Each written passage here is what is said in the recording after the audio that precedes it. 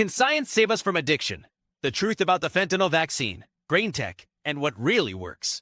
What if I told you there's a vaccine that could stop fentanyl before it ever reaches your brain?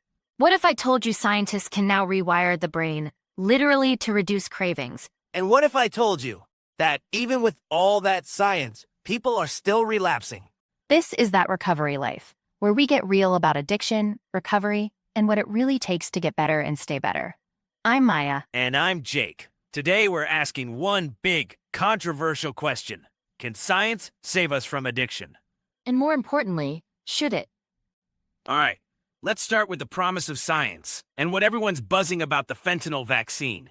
It's one of the biggest medical headlines in the addiction world this year. If you haven't heard, scientists have developed a vaccine that trains your immune system to block fentanyl before it hits the brain.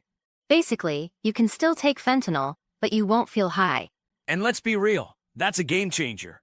The risk of overdose is through the roof right now. Fentanyl was laced into everything. People are dying, and they never saw it coming. So yeah, the idea of a medical tool that could literally stop fentanyl in its tracks is massive. But let's pause right there, because here's what we're not going to do on this show. We're not going to act like science is the silver bullet. Nope, not here. Because I've been to the bottom, Jake's been to the bottom, and we both know no shot, no pill, no brain device is going to fix a soul that's drowning. Let's talk about neuromodulation, another big word that basically means changing the brain. Right now, researchers are using things like TMS, transcranial magnetic stimulation, and even focused ultrasound to literally shift the way the addicted brain functions. And we're not talking about sci-fi here. We're talking about real studies, real patients, real results. Less cravings, less relapse, more cognitive control. It's wild. I read this study where people who've been battling alcohol use disorder for years started seeing improvements within weeks after neuromodulation therapy. And I think that's amazing. I do. But here's where I get stuck. Who are we without our pain? What happens when we treat addiction like a switch we can just flip? That's the million-dollar question. Because even if we can fix the brain, we still have to deal with the heart, the trauma, the loneliness, the patterns. Can I be real for a minute? I am Jake after all. And yep, I like to be real. Especially when it comes to talking about addiction. You better. All right. So back in 2020, I did everything right on paper.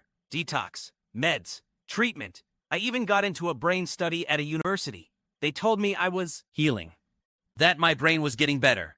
But what happened? I relapsed.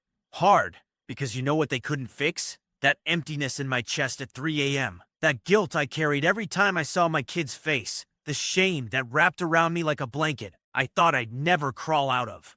That's the part no one talks about. Science can rewire your neurons, but it can't make you forgive yourself. It can't make you believe you're worth saving. Okay, it's time for me to get real too. When I finally got clean, it wasn't because of a new pill or some high-tech gadget. It was because I sat in a church basement, shaking and broken, and someone looked me in the eye and said, "Me too." That part. I didn't need a lecture. I didn't need a lab. I needed someone to sit in my hell with me until I could start climbing out.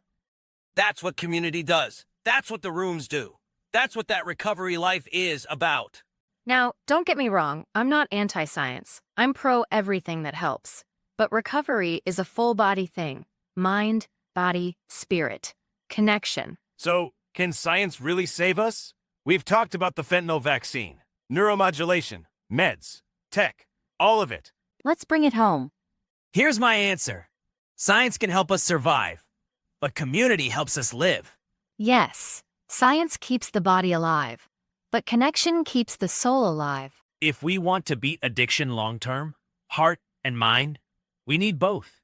We need innovation and intimacy. We need medicine and meetings. We need to treat the wound and hold the wounded. Because at the end of the day, no one gets clean alone, and no one stays clean just because their neurons got zapped. If you're listening to this and wondering, does any of this even matter? Will I ever feel whole again? Let me tell you something, yes. Yes, you can. Yes, it's hard. And yes, it's worth it. You're not too far gone. You're not too broken.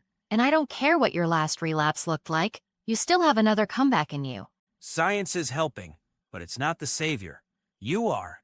You and the people you choose to walk this path with. So don't wait for the perfect solution.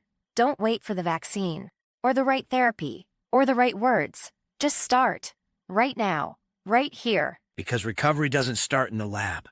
It starts in your gut, in your heart, in your decision to say, not today.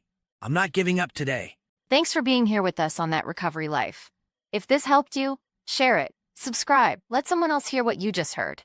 And remember, we're not just surviving anymore. We're living together. See you next time.